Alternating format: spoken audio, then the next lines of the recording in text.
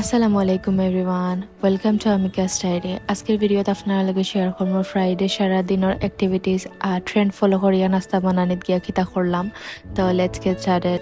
আজকে 2-3 দিন ধরিয়া নানি আমার ফুয়া যে ভালো হয়েছেন। আমি যে সময় সকালে ঘুম থেকে উঠি তাই না আমার লগে লগে উঠি যাই, তো তাই উঠি গেলে লগে লগে যে ভালো হয় সকালে সকাল বিছনা উছনা আটানি যায়। আর আজকে যেহেতু শুক্রবার, এর লাগি সকালে ঘুম থেকে উঠিয়াও বিছনাটা আটানি গেছে না, একটু লেট হয়েছে। অন্যান্য দিনের তুলনায় নানি শুক্রবারে একটু আমার খামর রাশ লাগে, একটু বেশি বাড়ি যায়, মানে টাইম পাই না আমি। আর আজকে ফার্স্টে উঠে আগে বেডশিট চেঞ্জ করছি।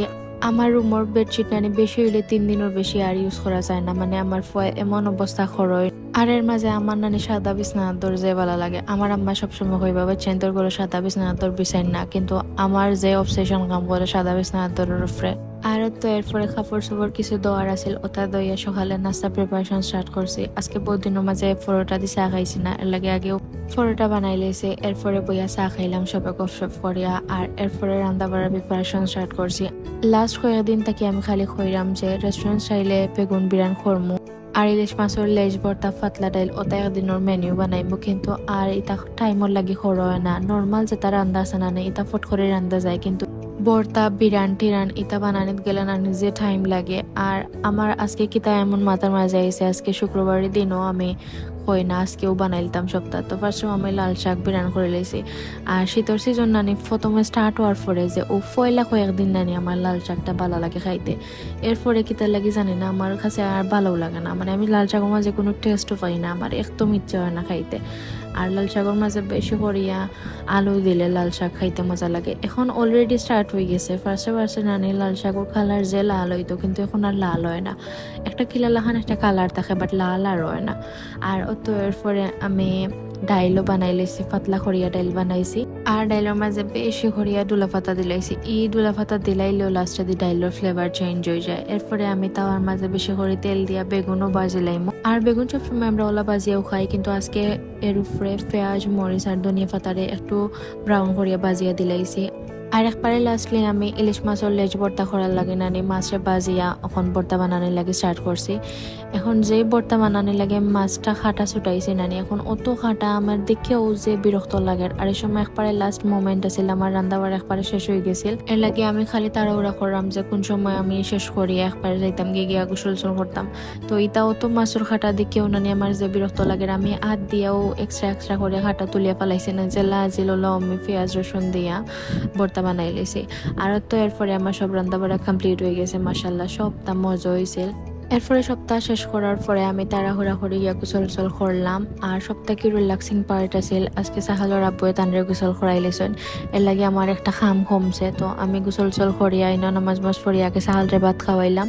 এরপরে আমরা ভাত খানিত বইছি। আর ফার্স্ট আমি খালি পাতর প্লেটটা আতো লইছি, আর আসরের আজান হয়ে গেছে, মানে দিনটা কোন বাইতে যে যায় বুঝেও যায় না।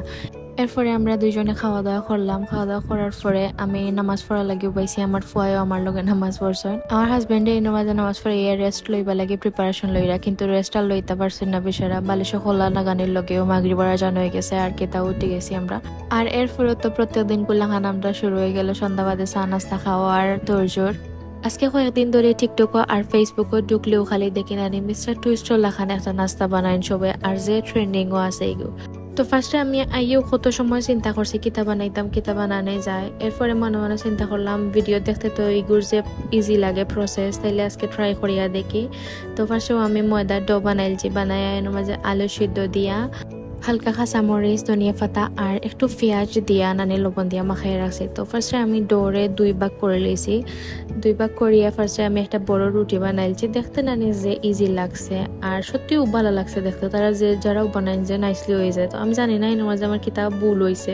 ভিডিওর মাঝে দেখছিলাম ওলা তারা ফার্স্টে একটা বড় রুটি করিয়া এরপরে এক পাগর মাঝে আর কি ও যে আলুর স্টাফিং দিয়া পরে আর সাইডা নিয়ে আর কি আমরা যেলা পপিটা বানাই নানি ওলা আর কি ওয়ান কাইন্ড অফ ওলা বানাইয়া পরে ছোট ছোট করে খাটিয়া মিস্টার টুইস্ট ওলাখান টুইস্ট করিল। তো আমি তো সেম প্রসেস ফলো করিয়াও ফার্স্টে ছোট ছোট করে খাটিলছি, খাটার পরে আমি লইয়াও টুইস্ট করিলছি। আর তেলে দেওয়ার আগ পর্যন্ত নানি সবটাও সুন্দর মতো হয়েছে, নাইসলি হয়ে গেছে। যেই খালি নানি তেলও দিছি, তেলও দেওয়ার পরে কত সময় পরে নানি ভিতরে থাকি সব আলু টালু সবটা বাড়াই গেছে। আর ময়দার যে ডো আছে এগুলো আবার রয়েছে। এরপর আর কোনো অবশ্য আবার নাইস হইয়া হয়েছে। আর এরপরে আমি আরো কয়েকটা ওলা একবারে স্ট্রেট করে দিচ্ছি, টুইস্ট করছি না। আর ইগুন বানাইবার আগে উনানে ডিপিং ওর লাগি আমি ওগুন তোর লগে মায়োনিজ বানাইলিছিলাম আমার স্পেশাল মায়োনিজ আর মায়োনিজের টেস্টের কারণে উনানে ওগুন আমরা খাইতাম পারছি আর আজকে চাটা কিন্তু আমার হাজবেন্ডে বানাইছেন মাশাআল্লাহ চার টেস্ট আছিল 100 and 100 আর তো আজকের ভিডিও তো খানু আল্লাহ হাফিজ।